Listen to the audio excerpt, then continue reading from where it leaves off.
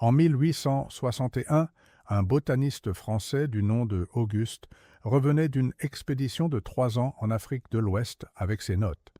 Il avait rempli 14 carnets d'observation sur les plantes locales, mais un seul arbre occupait plus de la moitié de ses écrits. Dans ses notes, il avait souligné une phrase au crayon rouge. « Cet arbre fait tout ce que 10 plantes différentes font séparément. » Auguste avait observé les villageois pendant des mois avec une attention rare. Ils mangèrent les feuilles de cet arbre tous les jours, comme des légumes frais. Ils cuisinaient les jeunes gousses exactement comme on prépare des haricots verts. Ils pressaient les graines pour obtenir une huile dorée qui servait à tout. Les femmes du village utilisaient cette huile sur leur peau et dans leurs cheveux. Les hommes la versaient dans les lampes pour éclairer les maisons le soir. Et quand l'eau de la rivière devenait trouble après les pluies torrentielles, ils écrasaient les graines et les mélangeaient dans les jarres de terre cuite. En moins d'une demi-heure, l'eau redevenait claire et buvable pour les familles. Auguste nota tout cela avec une précision remarquable dans ses carnets. Quand il rentra à Paris, il présenta ses découvertes au Muséum d'Histoire. Les académiciens écoutèrent poliment sa présentation pendant 1 heure complète. Puis ils classèrent ses carnets dans les archives comme simple curiosité coloniale. Aucune suite ne fut donnée à ses recherches, aucun financement ni publication. 1 siècle et demi plus tard, ces carnets sont toujours là dans les archives. Et l'arbre dont parlait Auguste continue de pousser partout dans les tropiques. Bienvenue sur Secret Vert. Si vous n'êtes pas encore abonné, c'est le moment de le faire maintenant. Activez la cloche parce que ce que vous allez découvrir aujourd'hui pourrait changer votre façon de voir l'alimentation pour toujours. Ce que Auguste avait découvert dans ce village africain au XIXe siècle, la science moderne a fini par le confirmer 150 ans plus tard. Des laboratoires en Angleterre, en Inde et aux États-Unis ont tous analysé les feuilles de cet arbre avec des équipements de pointe et haute technologie. Et les résultats ont laissé les chercheurs profondément surpris à chaque fois. 100 grammes de feuilles séchées contiennent environ 25 grammes de protéines végétales de très haute qualité biologique et nutritionnelle. C'est plus que l'avoine, plus que le riz complet, plus que les lentilles. C'est comparable à certaines viandes qui coûtent plusieurs euros le kilo. Sauf que ces feuilles poussent toutes seules, et ne coûtent strictement rien. Le calcium qu'elles contiennent rivalise avec un grand verre de lait entier.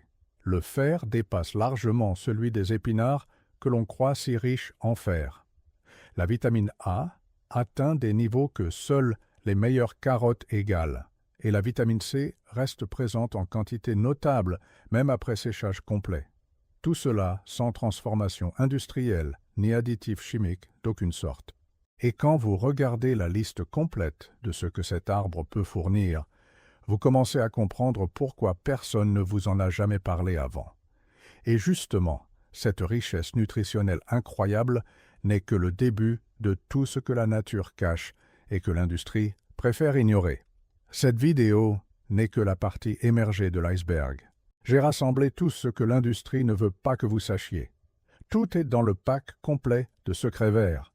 Des plantes médicinales que l'industrie pharmaceutique a voulu enterrer, des traitements maison qui coûtent des centimes et fonctionnent mieux, des techniques de conservation que vos grands-parents utilisaient avant tout, des engrais naturels qui font exploser votre jardin sans rien dépenser, des secrets de fermentation que plus personne n'enseigne nulle part, et bien plus encore que vous n'imaginez même pas. Plus de 10 guides en un seul endroit, sans détour, droit au but. Le lien est dans la description juste en dessous de cette vidéo, mais restez ici, la vidéo ne fait que commencer et le meilleur arrive. L'arbre dont nous parlons s'appelle Moringa oleifera. On le connaît simplement comme Moringa dans la plupart des régions du monde. En Inde, il porte le nom traditionnel de Shigru depuis plus de 4000 ans. Il fait partie intégrante de la médecine ayurvédique la plus ancienne.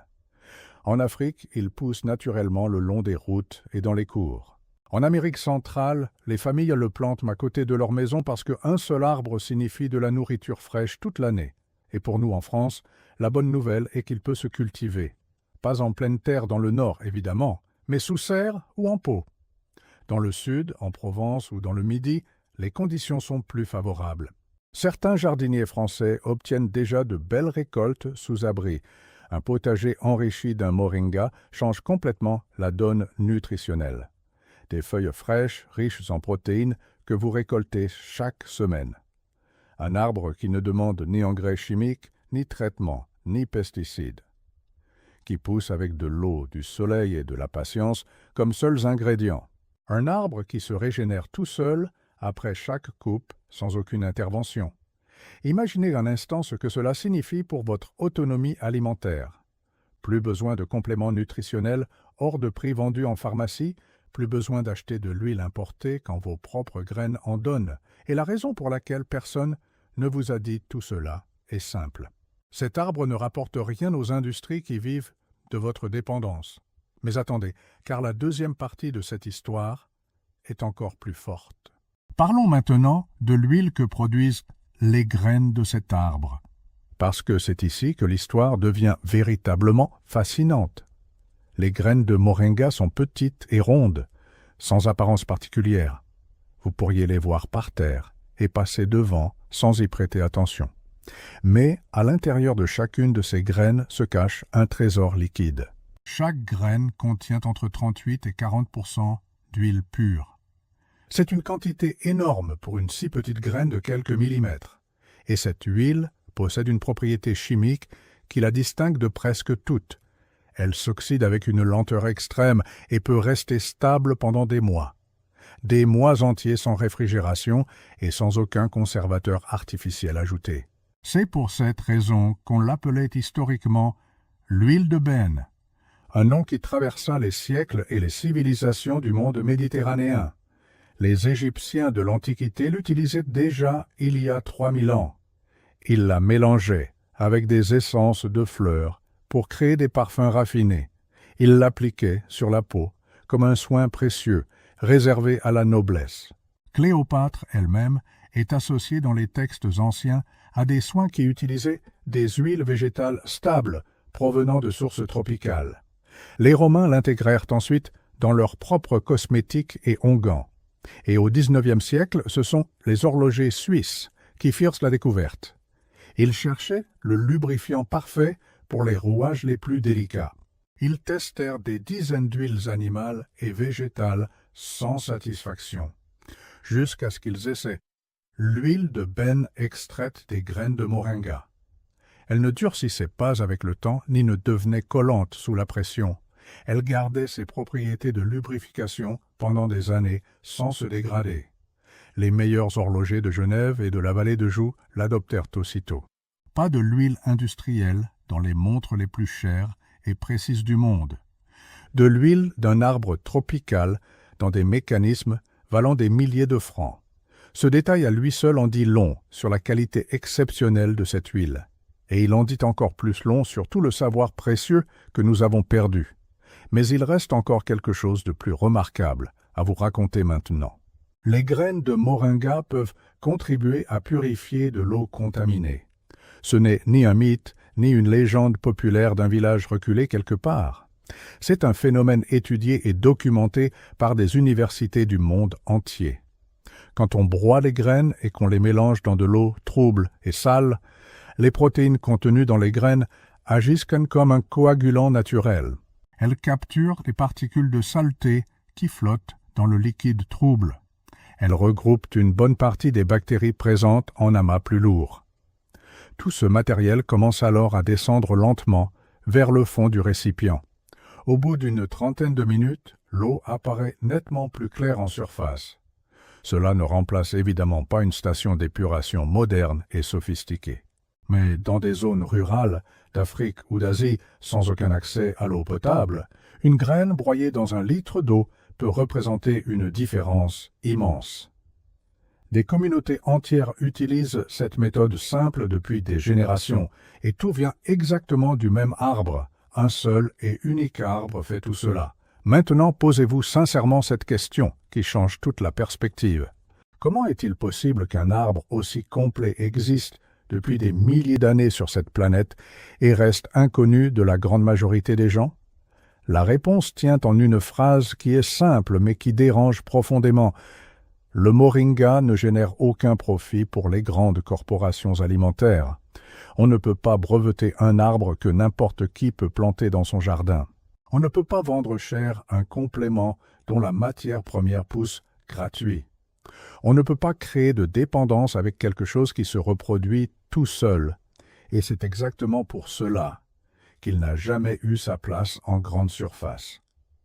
Jamais de publicité à la télévision pendant les heures de grande écoute. Jamais de campagne marketing avec un budget de plusieurs millions d'euros derrière.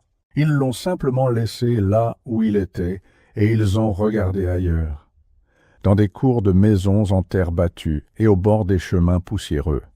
Pendant que le monde industrialisé dépensait des fortunes en solutions de synthèse, cet arbre continuait de faire ce qu'il a toujours fait depuis la nuit des temps. Nourrir ceux qui le connaissent, purifier ce qui est sale et se régénérer seul. Ce qui est le plus frappant n'est pas ce que le moringa est capable de faire. Ce qui est le plus frappant est ce que son histoire nous révèle sur nous-mêmes. Nous faisons davantage confiance à ce qui est neuf qu'à ce qui dure depuis toujours, à ce qui est emballé joliment plutôt qu'à ce qui pousse simplement dans la terre, à ce que quelqu'un nous a vendu plutôt qu'à ce qui a toujours été devant nos yeux. Et pendant que nous continuons à acheter ce dont nous n'avons pas vraiment besoin, quelque part dans le monde, un arbre de moringa continue de pousser sans bruit, sans rien demander, sans rien attendre, exactement comme il l'a toujours fait. Auguste le savait il y a 160 ans dans ses carnets oubliés à Paris. Ses observations étaient justes, et la science lui a finalement donné raison. Peut-être qu'il est temps que nous le sachions aussi et que nous agissions enfin. Et n'oubliez pas, tout ce que l'industrie ne veut pas que vous sachiez est rassemblé dans le pack complet de Secrets Verts.